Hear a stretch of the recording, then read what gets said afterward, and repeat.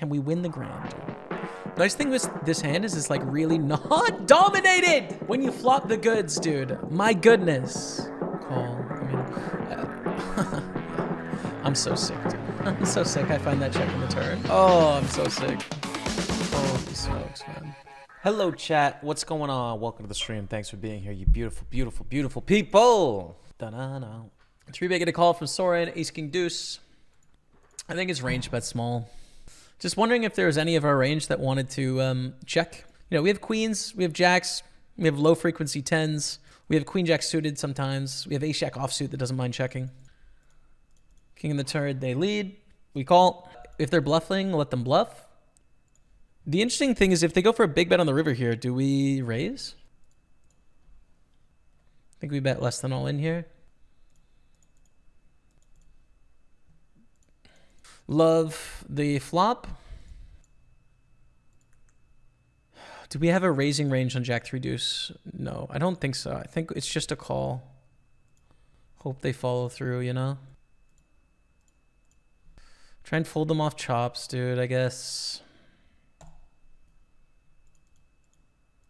I don't think we could fold getting 4-1 actually, but we are not happy. They should probably 3/4 or check here, I would think. Is that conceivably you're pretty much only value betting an ace now? Just check the river.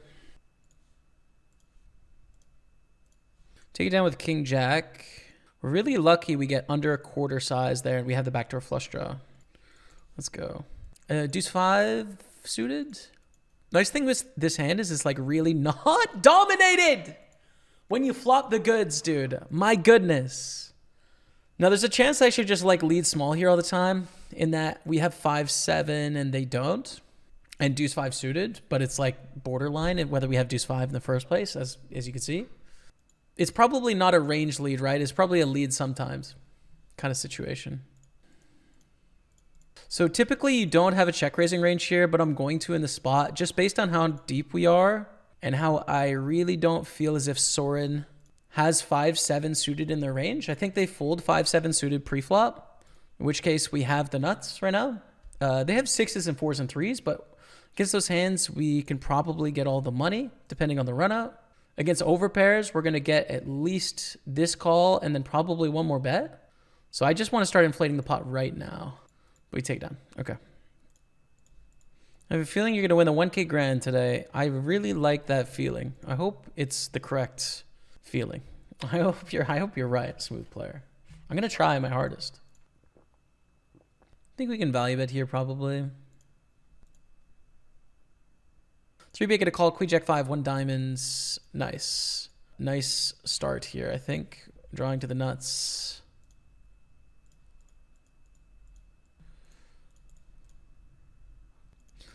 We have a straight. We don't have a clubs. They can have a flush, but we have a straight.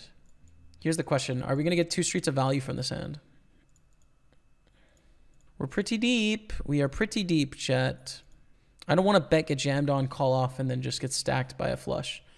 And they have ace-x of clubs in their range, big time.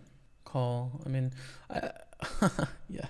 I'm so sick, dude. I'm so sick. I find that check on the turn. Oh, I'm so sick. Oh my goodness, dude. I am so sick I find that check on the turn. Holy smokes, man. Wow. All right, we have 2.1 million. I mean, we lost a massive pot, but like we really could have got stacked there. It's really interesting. Ace-10 offsuit flatted our 3-bet, by the way. That is... It's far too wide.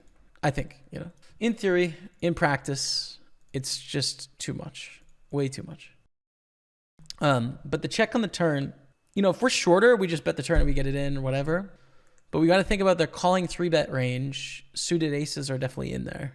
Ace-10 shouldn't be in there. We shouldn't expect ace-10 offsuit. Ace-10 suited should be, but not a huge consideration. I think flat 3 ways is a good idea.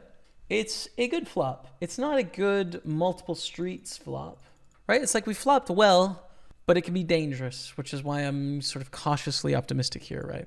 Let's get some checks. Let's see a turn. Let's get a 9 or a diamond on the turn if we really want to do things here. Instead, we see a 1/3 bet here. Fold from Santiago. Good card for our range. It's unfortunately like we don't have the right hand to bluff here. I think if we want to bluff a hand, it's going to be the middling stuff. Now I kind of want to bluff ace 9, actually, in that I think I can get ace 10, ace jack, ace queen, ace king to fold here. So I'm going to turn my hand into a bluff because I think that I don't think they bet a 7 on the flop, and I think the run out is awful for them. And it's hard for me to have enough bluffs that flat the 1/3 on the flop and now bluff the river, in that 7s have trips, 4s mostly fold to that bet sizing. So it needs to be like gutter backdoor flush draw or an ace.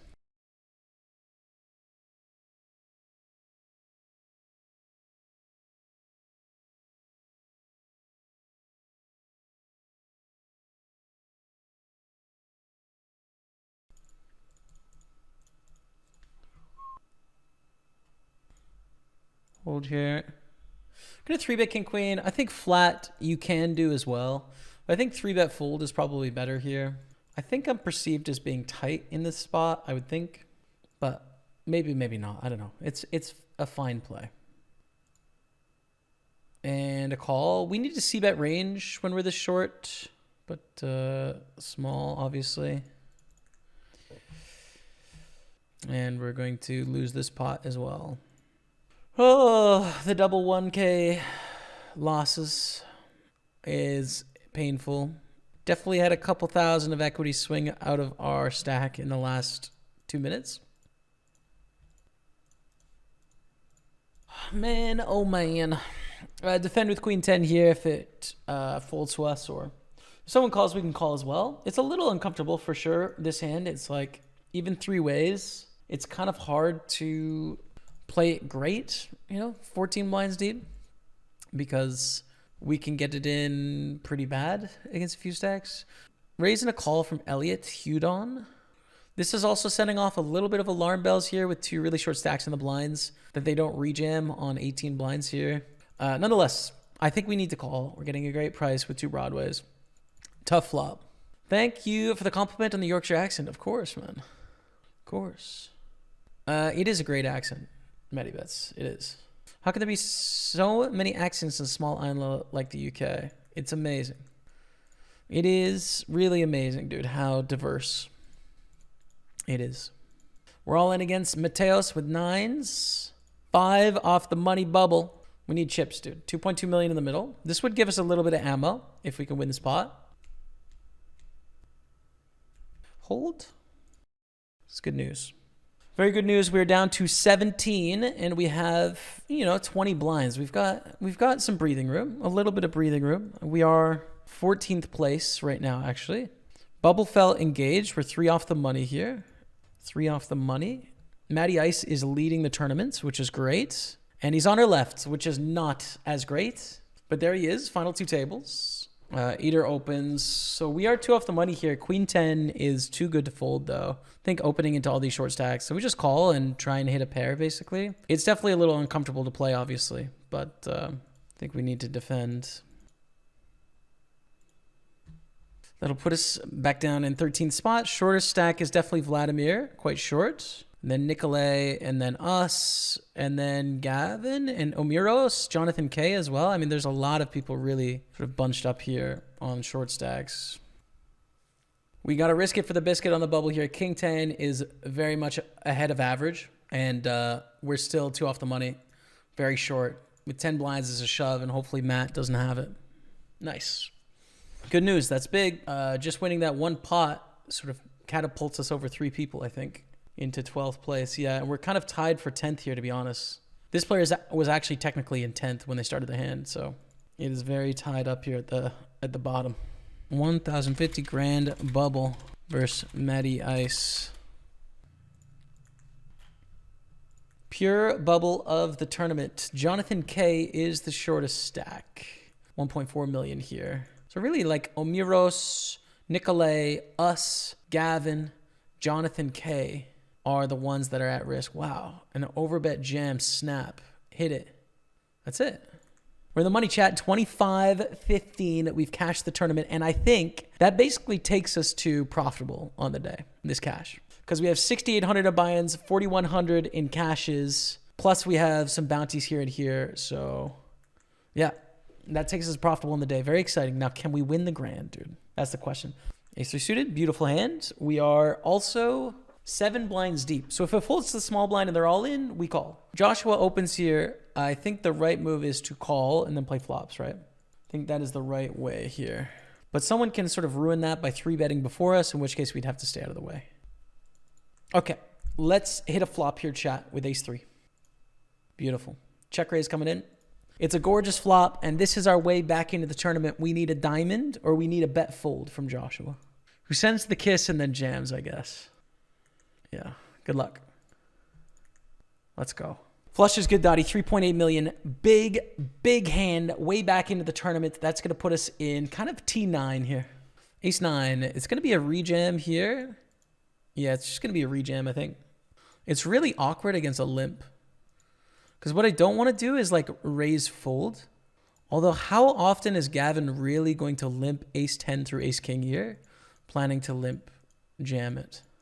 Not often. How much are we going to induce limp jams? Not often. I think I'm going to go for just this, which is not a thing in theory, but in practice, I think it's good. My thinking being that our opponent's probably under limp jam bluff, right? Or semi bluff. And they probably overdo limping the middle of their range, planning to limp jam. So if that's the case, then just jamming with ace 9 is good because we prevent that from happening, where we're all in 55-45 or 58-42 and having to essentially flip with everyone being very equal in chips, you know? Like 5th place has 6 million chips here. So yeah. It's not a bad spot to steal here. I think we shift our raises into more ace-x and less middling suited stuff. So we fold jack-8 suited, but we raise a little bit more ace-9, for example. And also, we have a stack that's really difficult to 3-bet against. Like, it's kind of just a 3-bet jam or fold. You could maybe get away with it, but it's like kind of jam. It's tough. You're really tight. There's not a lot of room to maneuver. You don't really want to 3-bet to that size with a lot of hands. Like, make it like, 870 here. So yeah, we're going to try and steal, basically. But of course, they can just have ace-king and, jam and we lose. But I think it's going to work enough the time to be profitable. Nicolay calls in the big blind 3-4-8. Not as bad as a flop as you'd think here because they don't have 8-4 or 8-3 or 4-3 offsuit. And they jam with 8s and 4s and 3s. So it looks bad because they have more 8x than us. But we have all the overpairs pure and they don't have any of the 2 pairs. So it's kind of okay for us. For that reason, I'm going to double barrel as well. And I might pull the trigger on the river, but we'll see. That's a really bad river. Hearts get there, which is very reasonable for them to have. Straights get there. We raise an early position. It's not like we have a lot of 7x or deuce x in our range. Yeah, I think we have to give up our story, unfortunately. 4 deuce. This is a bad call. Pre-flop. It's too wide. And we are the shortest stack. Ace-Jack suited is going to be going in there unless we see like a raised 3-bet in front of us. But other than that, I think we're going to be in there.